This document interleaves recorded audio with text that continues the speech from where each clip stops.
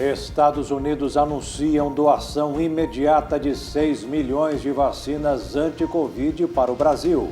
No total, o país fará a doação de 80 milhões de doses para nações de todos os continentes. No ranking dos que mais vacinam no mundo contra a Covid, o Brasil ultrapassa a marca de 70 milhões de doses aplicadas. Avião com mais de 500 mil de doses da vacina da Pfizer chega ao Brasil. Prédio desaba na zona oeste do Rio de Janeiro e deixa ao menos 2 pessoas mortas. Exército decide não punir o ex-ministro Pazuello por participação em ato com Jair Bolsonaro. NASA anuncia investimento para novas missões que irão explorar o planeta Vênus. Há 50 dias dos Jogos, o Comitê Olímpico Brasileiro divulga uniformes que a delegação usará em Tóquio. Agora no Jornal das 22.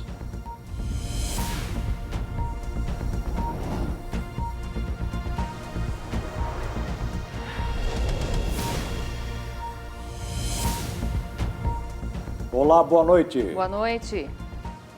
Um prédio de 4 andares desabou na madrugada desta quinta-feira na comunidade de Rio das Pedras, zona oeste do Rio de Janeiro. Um incêndio foi controlado no local após o desabamento. O Corpo de Bombeiros confirmou 2 mortes, um homem de 30 anos e uma menina de 2 anos. Eles eram pai e filha. Segundo a Secretaria Municipal de Habitação, a construção que desabou era irregular. Outras 4 pessoas foram resgatadas com vida dos escombros. 3 feridos foram encaminhados para atendimento médico no Hospital Municipal Lourenço Jorge, na Barra da Tijuca, e outra para o Miguel Couto, na Gávea. A região é dominada por milícias, que têm como uma de suas principais receitas a exploração imobiliária e venda de imóveis irregulares. De acordo com Eduardo Paes, a Prefeitura vai dar tratamento prioritário às famílias que sofreram mais danos e aquelas que perderam familiares. O governo fluminense declarou que tem combatido e fiscalizado as construções irregulares e que os milicianos não impedem a atuação da Prefeitura nas comunidades. Comigo, milícia não vai construir uma porcaria nenhuma nessa cidade, estamos demolindo permanentemente, né? E a gente tem o desafio de cuidado passivo. Para o governador do Rio, Cláudio Castro, que também foi ao local, é preciso melhorar a fiscalização de construções irregulares, que deve ser feita de forma integrada entre a Prefeitura e o Estado. Segundo o governador, ele e o prefeito terão uma conversa para alinhar estratégias e o emprego de recursos para essas comunidades. Eu acho que tem que realmente melhorar a questão da fiscalização. Tem planos de infraestrutura, de ajeitar, até com recursos que estão vindo agora. E com certeza as comunidades terão o seu quinhão de investimento. Eu acho que é importantíssimo para que novas tragédias dessas não aconteçam. Agora acho que o momento é de ajeitar a confusão que está. Castro adiantou que as secretarias de assistência social do Estado e do município já estão atuando de forma conjunta para atender as vítimas. Segundo a polícia, o imóvel que desabou era antigo. Foi construído há mais de 20 anos por familiares que moravam no local e sua construção não teria ligação com a milícia. Agentes policiais estiveram no local colhendo depoimentos de testemunhas e vítimas. A perícia será realizada assim que os bombeiros terminarem os trabalhos de rescaldo. Moradores vizinhos ao prédio que desabou e que tiveram as casas interditadas pela Defesa Civil afirmaram que não tem para onde ir e estão preocupados. Não tem. A gente vai para onde? Como? A gente tem que morar um atrepado em cima do outro. E a qualquer barulho, a gente já fica com medo. Os técnicos da Defesa Civil Municipal avaliaram os danos causados em outras edificações. 6 imóveis, além do que desabou, já foram interditados. Em abril de 2019, um outro desabamento aconteceu na mesma região, no Muzema, que deixou 24 mortos e 7 feridos, após 2 edifícios ruírem no condomínio Figueiras de Itanhangá. Desde então, são investigadas milícias que atuam com grilagem de terras em Rio das Pedras e na comunidade de Muzema. Em maio passado, o Tribunal de Justiça do Rio de Janeiro decidiu, por meio da primeira vara criminal, soltar 3 réus acusados pelo desabamento que matou as 24 pessoas na Muzema, sob a alegação de excesso de prazo na prisão preventiva. O Ministério Público do Rio de Janeiro foi contrário à revogação das prisões e alegou que não é possível falar em excesso de prazo porque o processo é complexo.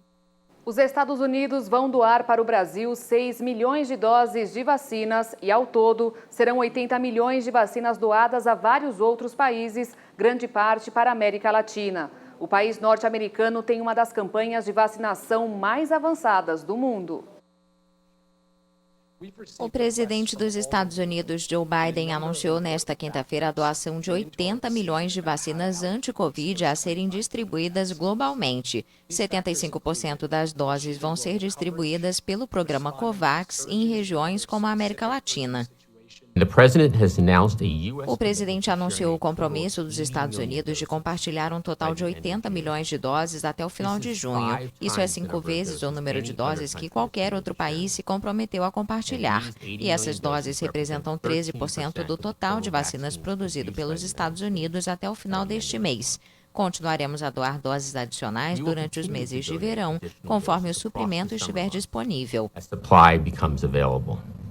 Os 25% de doses restantes serão destinadas a países necessitados. Washington detalhou as nações que receberão as primeiras 25 milhões de doses. Quase 19 milhões passarão pelo COVAX, sendo 6 milhões para a América do Sul e Central, 7 milhões para a Ásia e 5 milhões para a África. As 6 milhões restantes serão distribuídas diretamente aos países parceiros, como México, Canadá, Egito, Iraque e Iêmen.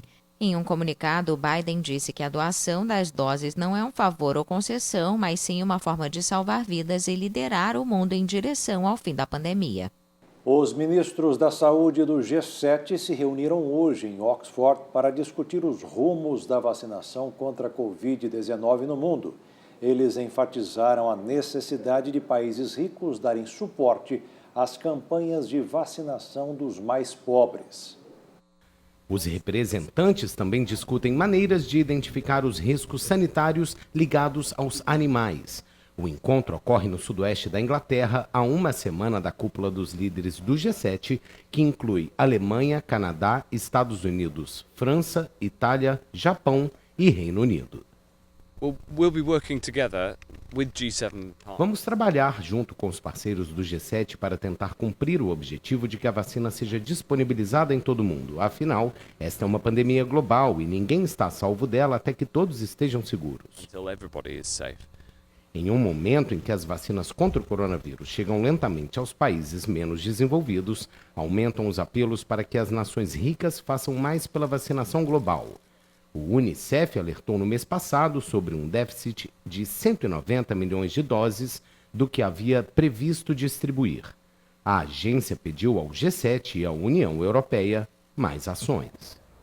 Seguimos agora com informações e números de vacinação no Brasil contra a Covid-19. Nos primeiros 138 dias de campanha, do dia 17 de janeiro até hoje, 3 de junho, o Brasil aplicou 70.671.100 doses, segundo informações coletadas com as secretarias de saúde dos estados e do Distrito Federal. Agora a gente muda de assunto. Vamos falar que um avião com mais 527 mil doses de vacina da Pfizer chegou no início da noite de hoje no aeroporto de Viracopos, em Campinas, interior paulista. Esse foi o 8º lote do imunizante entregue pela fabricante americana ao Brasil. Com essa remessa, a farmacêutica entregou 5 milhões e 800 mil do lote de 200 milhões de doses contratado pelo governo federal. Essa foi a terceira e última entrega do imunizante no Brasil nesta semana. As doses foram transportadas até o centro de distribuição do Ministério da Saúde em Guarulhos, também em São Paulo. Agora vamos saber como está o ranking de imunização no mundo. Até agora, de acordo com a Universidade de Oxford, 2 bilhões de doses de vacinas anti-Covid já foram aplicadas. A líder China chega perto dos 705 milhões de doses aplicadas. Em seguida, os Estados Unidos, que tem quase 297 milhões. Na terceira posição, com mais de 215 milhões e meio, está a Índia. O Brasil segue na 4ª colocação e hoje se rompe os 70 milhões e meio de doses aplicadas. E fechando o ranking dos 5+, o Reino Unido, que já supera os 65 milhões e meio de doses até agora. O Hospital HCOR vai conduzir os testes em humanos de uma vacina contra a Covid-19, desenvolvida por uma parceria entre a Farmacore, startup brasileira em biotecnologia, a USP de Ribeirão Preto e a empresa americana PDS Biotechnology. Os estudos com o imunizante têm financiamento do Ministério da Ciência e Tecnologia. A inclusão dos participantes no estudo deve ter início em 21 de junho, de acordo com a direção do HCOR. A campanha de vacinação contra a gripe, que começou há cerca de 2 meses, continua tendo baixa adesão em várias regiões. O Ministério da Saúde alerta que, com a chegada das baixas temperaturas, a imunização fica ainda mais importante. A imunização contra a gripe começou no dia 12 de abril e não teve uma grande procura. Segundo o Ministério da Saúde, apesar de não proteger contra o coronavírus, se vacinar contra a gripe pode ser mais importante ainda em tempos de pandemia.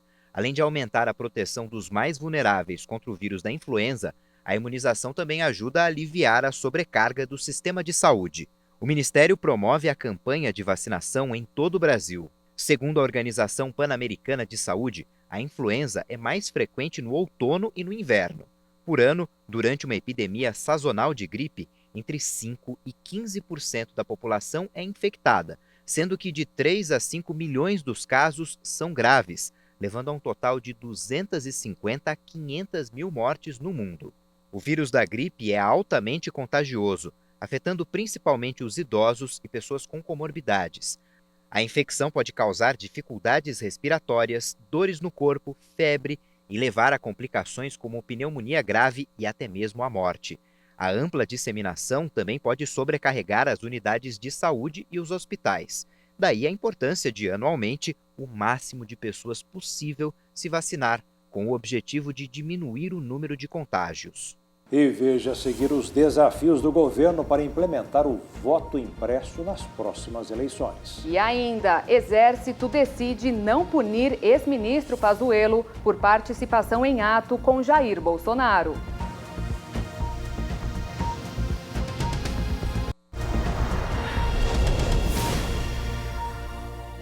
O Exército decidiu que não vai punir o general Eduardo Pazuello. Ele estava sendo investigado pela participação em um ato do presidente Jair Bolsonaro no Rio de Janeiro, mas o caso foi arquivado. Logo depois de um passeio de moto do presidente no Rio de Janeiro, no dia 23 de maio, ele subiu em um carro de trio elétrico. E o general Eduardo Pazuello foi junto. O regulamento disciplinar do Exército e o Estatuto das Forças Armadas não aceitam que militares da ativa participem de manifestações políticas. No começo, a expectativa era de que Pazuello fosse para a reserva. Na sequência, foi noticiado que haveria uma advertência, mas a decisão do comandante-geral do Exército, Paulo Sérgio Nogueira de Oliveira, foi outra. Em nota oficial, o Centro de Comunicação Social do Exército informou que o comandante analisou e acolheu os argumentos apresentados por escrito e sustentados de forma oral pelo general. E como não foi caracterizada a prática de transgressão militar por parte do general Pazuello, o processo administrativo instaurado foi arquivado. Esta semana, o ex-ministro da Saúde foi nomeado para ocupar o cargo de chefe da Secretaria Especial de Assuntos Estratégicos. O presidente Jair Bolsonaro disse hoje que o Brasil está enfrentando uma grave crise hídrica. A declaração foi dada a apoiadores em frente ao Palácio do Planalto, pouco depois do ministro das Minas e Energia, Bento Albuquerque, dizer que o governo estuda várias medidas para enfrentar o problema, desde a importação de mais energia até a redução na conta de luz de quem ligar o chuveiro depois das 8 da noite para fugir do horário de pico e evitar o apagão. As indústrias também funcionariam em horários diferentes. A Câmara dos Deputados discute proposta de emenda à Constituição para exigir a impressão de cédulas de papel durante a votação e apuração das eleições. Uma comissão especial foi instalada e 2 audiências já foram realizadas para tratar do assunto. A expectativa é que o relatório seja apresentado até julho.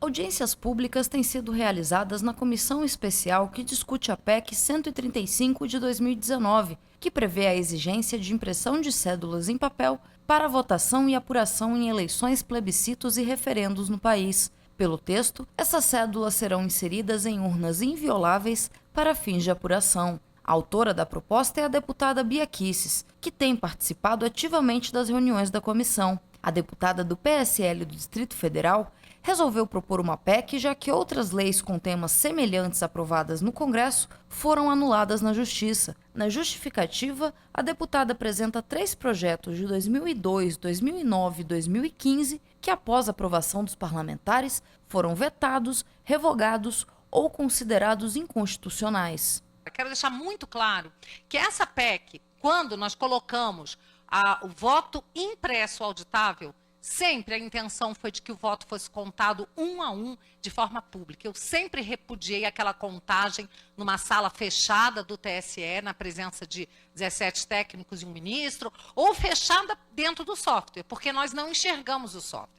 Simplesmente essa PEC foi concebida em 2019 para que depois nós tivéssemos tempo de tratar dos detalhes, que são muito importantes, em lei ordinária, porque fica muito complexo você colocar todos os detalhes para apuração na Constituição. Mas agora nós não podemos nos dar ao luxo de colocarmos numa lei e experimentarmos de uma forma, se não der certo, alterar e fazer de outra, mas já garantido pela Constituição o voto impresso, que é o meio para que se produza a contagem pública, o escrutínio público dos votos. Sem o voto impresso não tem escrutínio público. A deputada propõe que todas as urnas disponibilizadas no pleito tenham impressora.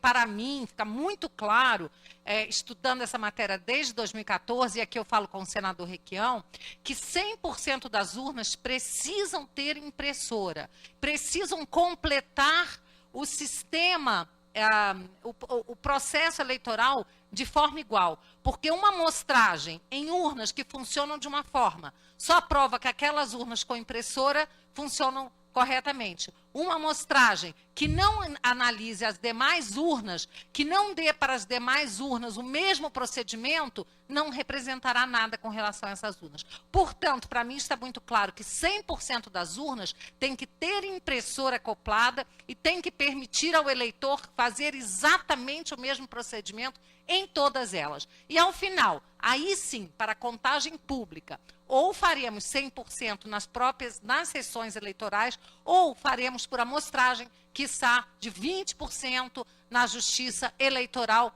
local. E aí teremos que redobrar os cuidados com o transporte das urnas, com fiscalização para que não haja fraude nesse transporte. A proposta segue em discussão aqui na comissão especial instalada para tratar do assunto. O plano de trabalho do relator, deputado Felipe Barros, prevê 6 debates. 2 já foram realizados. Esta semana foram ouvidos ex-parlamentares, advogados e procuradores de justiça.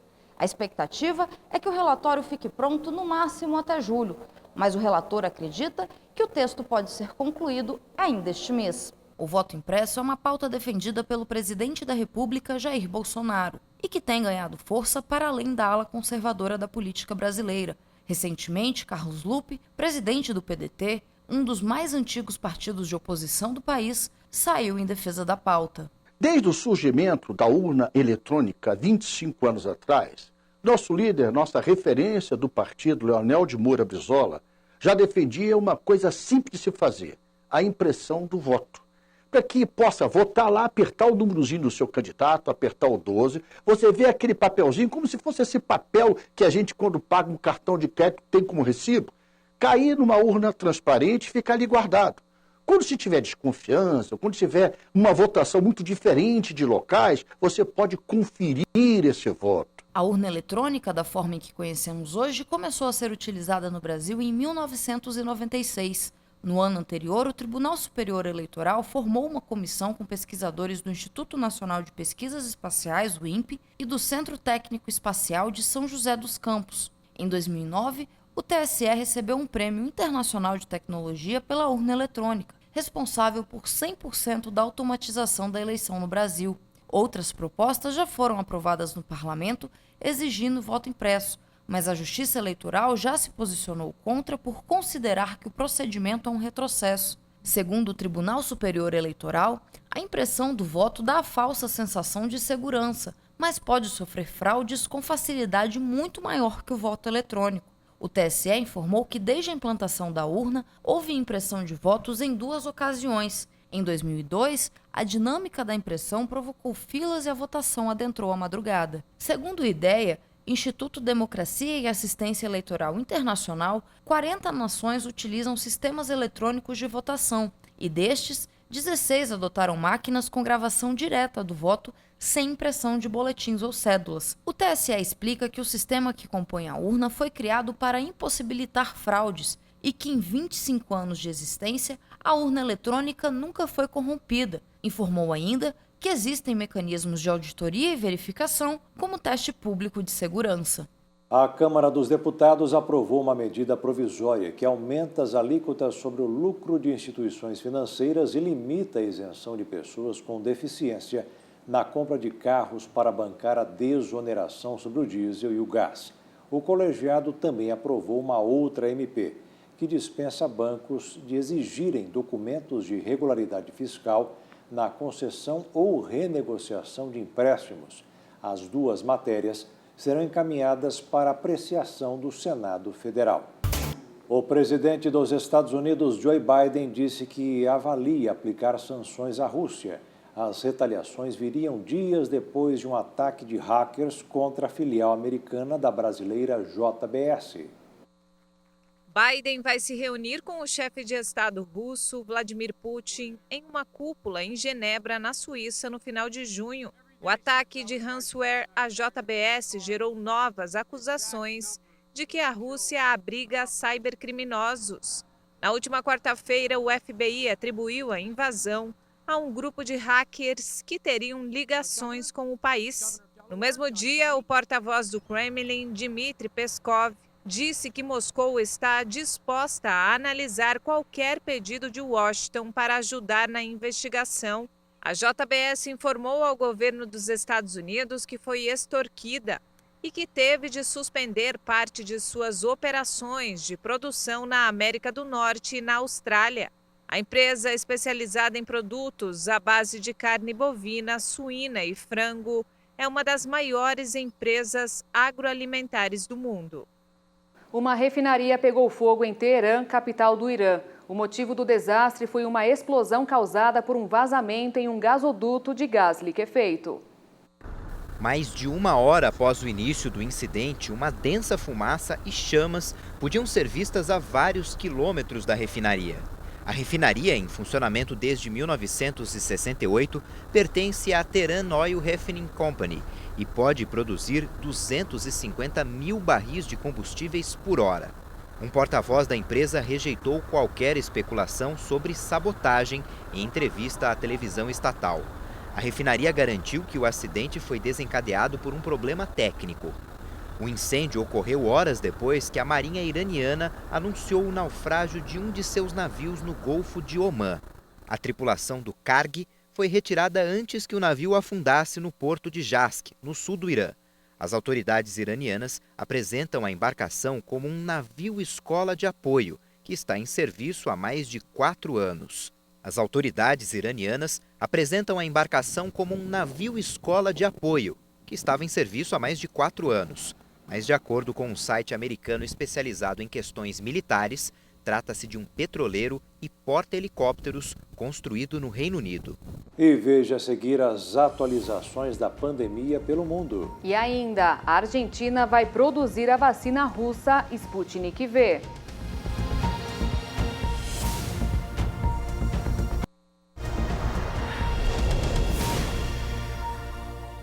Nas últimas 24 horas, o Brasil teve mais 1.682 mortes por Covid-19 e quase 83.400 novos casos no mesmo período, de acordo com o Ministério da Saúde.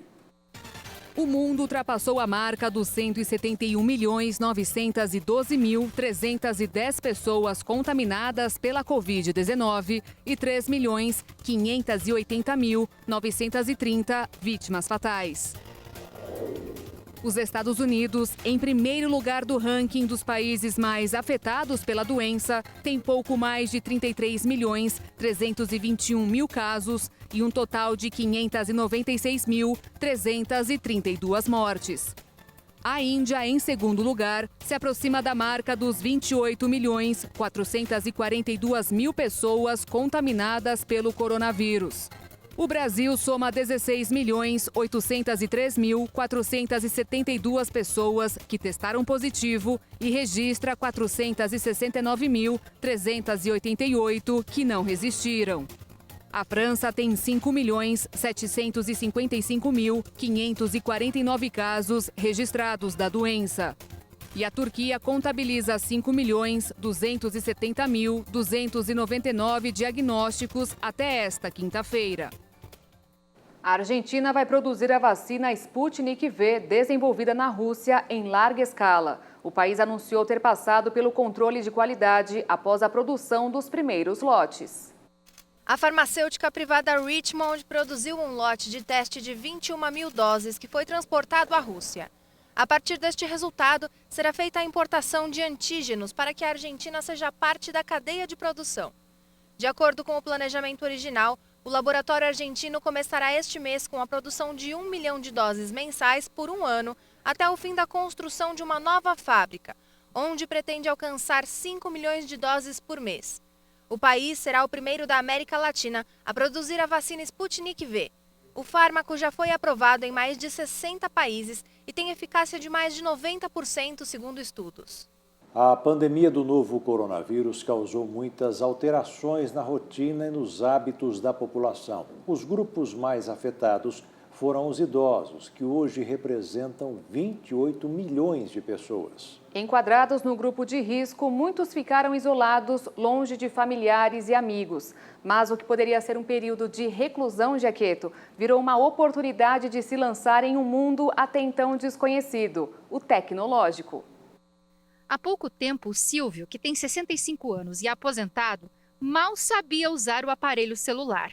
Hoje utiliza aplicativos de conversa, paga contas, faz compras e, quem diria, dá até entrevista por um aplicativo de chamada de vídeo online. Eu usava o celular só para ligar, mensagem, as outras coisas que hoje eu faço, eu não sabia. Hoje eu pago todas as minhas contas, envio um documento para...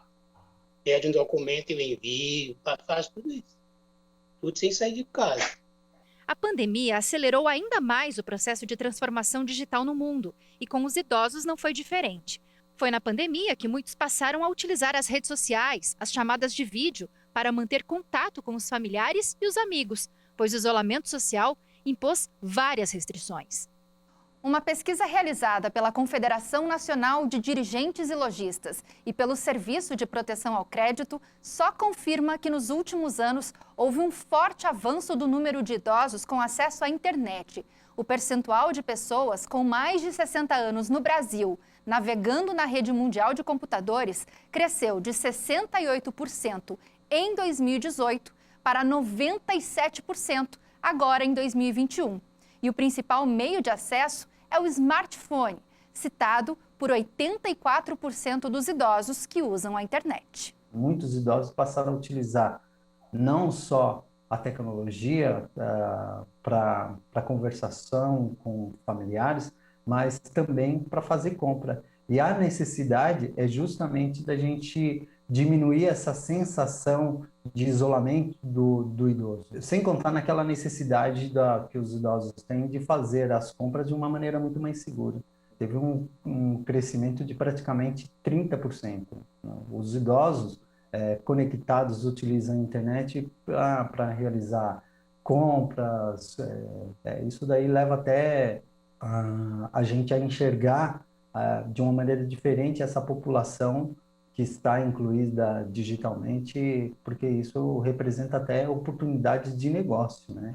A dona Lourdes, de 73 anos, percebeu a necessidade de se inserir no mundo digital. Ela, que não gostava muito, hoje considera a internet uma aliada, principalmente para se comunicar com outras pessoas. Eu não fui muito assim querer ter um celular, entende? Eu não era muito. Depois que eu vi assim com meu marido, foi me apegando, sabe? Aí eu gostei, então eu falei, pelo menos para mim falar um bom dia todo dia, uma boa noite, né? E conversar, às vezes, alguma coisa, mensagem que você manda, né? E agora na pandemia, o celular te aproximou de outras pessoas? Ah, sim, muitas pessoas que fazia tempo que eu não via, né? Então a gente se comunica. Pessoas de 4 anos atrás que eu nem conseguia falar, e agora no Face eu encontrei, entende? Então, passei a comunicar com a pessoa. Apesar da tendência de envelhecimento da população, um levantamento feito pela divisão de pesquisa da revista The Economist mostrou que apenas 30% das empresas em todo o mundo planejam ações focadas no público 60+. Foi pensando nisso que a Associação Brasileira de Apoio à Terceira Idade passou a ofertar aulas gratuitas de informática e de como usar o smartphone exclusivamente para esse público. Esses conhecimentos abriram um leque de oportunidades para essa geração que tem disposição de sobra para interagir através das novas tecnologias, principalmente em tempos de pandemia. Hoje, o idoso que frequenta a BRAT, ele tem essa necessidade, ele busca mais se interar mais com a tecnologia, não só com a tecnologia, mas de ter uma qualidade de vida melhor. Então, nosso objetivo é fazer com que o idoso ele viva mais e viva com mais saúde, né? O trabalho da BRAT hoje tem casos de idosos que há um tempo atrás, até devido à pandemia, eles não estavam nem saindo de casa, né? E devido ao trabalho que a gente está oferecendo de maneira online, eles estão conseguindo interagir mais, diminuir essa sensação de isolamento. Veja a seguir, a NASA anuncia investimento para missões no planeta Vênus. E veja também, Comitê Olímpico Brasileiro divulga uniformes que a delegação usará em Tóquio.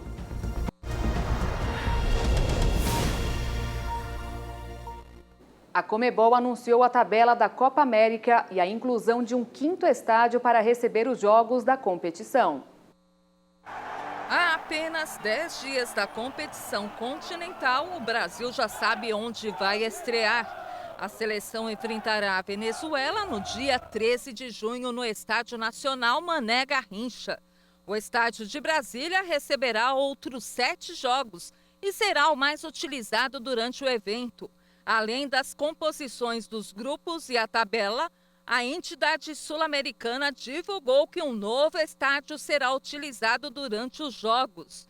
O Newton Santos, popularmente conhecido como Engenhão, que receberá 7 partidas. Dessa forma, o torneio contará com 5 estádios em 3 estados e no Distrito Federal. A grande final será no Maracanã. Caso o Brasil passe em primeiro lugar no Grupo B, a seleção que busca o bicampeonato poderá jogar as fases finais no Rio de Janeiro. As quartas e semifinal serão disputadas no Newton Santos e a final no Maraca. O Ministério Público de Goiás emitiu 2 recomendações contrárias à realização da Copa América no estado, ao governador Ronaldo Caiado e ao prefeito de Goiânia, Rogério Cruz. O texto destaca a alta taxa de ocupação hospitalar. Só o estado de Goiás tem 87,46% de leitos de UTI para casos de Covid-19. E Goiânia, onde 7 jogos estão previstos para o Estádio Olímpico, tem 72,33%. Há 50 dias dos Jogos, o Comitê Olímpico Brasileiro divulgou em evento virtual o lançamento dos novos uniformes que a delegação usará em Tóquio. As cores tradicionais da bandeira nacional foram utilizadas mais uma vez na competição dos uniformes que os representantes brasileiros vão utilizar em solo japonês, em especial nos pódios, nos treinos e no convívio da Vila Olímpica. A cerimônia de divulgação foi realizada virtualmente, sem a presença do público, mas com a participação de atletas apresentando os artigos. Os participantes seguiram os protocolos de segurança estabelecidos pela equipe médica do comitê. Como não poderia deixar de faltar, os esportistas utilizaram máscaras com filtro e tecido reforçados, especialmente desenvolvidos para a delegação. As competições se aproximam e a delegação brasileira, agora muito bem vestida, está cada vez mais preparada para o sucesso no Japão. E a NASA anunciou que vai gastar US$1 bilhão em 2 novas missões para explorar o planeta Vênus. A NASA quer ir além nas pesquisas e explorações espaciais. A Agência Espacial Americana pretende enviar 2 missões. A primeira, apelidada de Da Vinci Plus, medirá a composição da densa atmosfera do planeta para melhorar a compreensão de como ela evoluiu. Já a segunda, denominada Veritas, mapeará a superfície de Vênus para ajudar a determinar sua história geológica e por que se desenvolveu de forma tão diferente da Terra. As expedições estão programadas para acontecerem entre 2028 e 2030. O planeta Vênus voltou a despertar o interesse dos cientistas da NASA porque surgiram evidências de que há micro-organismos vivendo nas nuvens que cobrem a superfície do planeta, onde as temperaturas são mais amenas. O administrador da NASA, Bill Nelson, disse que a agência espera que essas missões aumentem a compreensão de como a Terra evoluiu e como que ela é habitável. Agora um momento de reflexão. Na live com o missionário, o reverendo João Machado diz que se muitas vezes não conseguimos ser felizes e bem-sucedidos, podemos usar esta situação ouvindo e cumprindo os mandamentos de Deus. Está em Deuteronômio, capítulo 28, versículo 1. Quem de nós não quer ser uma pessoa vitoriosa, uma pessoa próspera, uma pessoa com uma família feliz, uma pessoa que as outras olham para ela e falam, caramba, existe algo positivo nessa pessoa? Eu vejo que ela sempre é bem-sucedida, não importa o que ela fizer, não importa onde ela vai. Quem não gostaria de ser essa pessoa? Eu creio que todos que estão ouvindo agora gostariam de ser assim. Mas por que muitas das vezes nós não conseguimos ser essa pessoa? Muitas das vezes é porque nós não estamos ouvindo o que Deus ele diz para nós hoje. E o que Deus ele tem para dizer para você hoje? Hoje, você pode ver que essa palavra ela é atemporal. Hoje, independente do dia em que você lê este versículo, será hoje. E hoje, o que o nosso Deus tem para nos revelar? No versículo ele diz, e será que? Aqui nós vemos que será que tem ali uma condição. Se ouvires a voz do Senhor, teu Deus, meu amado e minha amada, ele precisa ser o teu Senhor, ele precisa ser o teu Deus.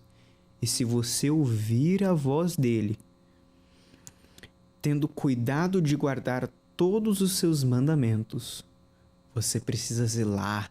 Seja alguém que presta atenção, que não toma uma decisão precipitada, não faz nada sem sequer pensar, é isso que o nosso Deus ele quer? É isso que o meu Deus ele quer para mim? Que eu te ordeno hoje. Todos os dias nós temos essa condição. Todos os dias nós temos essa opção de ouvir o nosso Deus, porque ele está sempre falando conosco. Mesmo que ele não fale fisicamente, nós conseguimos ouvir. Ele está sempre nos mostrando nos detalhes, está sempre mostrando no fundo. Ou ele está realmente fazendo algo que está te chacoalhando e dizendo, olhe, preste atenção, é isso que você precisa fazer. E é isso que nosso Deus ele faz. Todos os dias, hoje, ele está falando com você. E como eu já estive pregando anteriormente, o nosso Deus ele tem a salvação para nós. Ele tem a bênção para nós. Em um nome de Jesus, nesse nome todo-poderoso, nós podemos vencer todo e qualquer mal. Porém, existe uma cláusula ali que nós precisamos cumprir. E é ouvir e cumprir os mandamentos do nosso Deus. E o Jornal das 22 termina aqui. Obrigada pela sua companhia, um ótimo fim de noite e até amanhã. Boa noite, fique na paz. Tchau.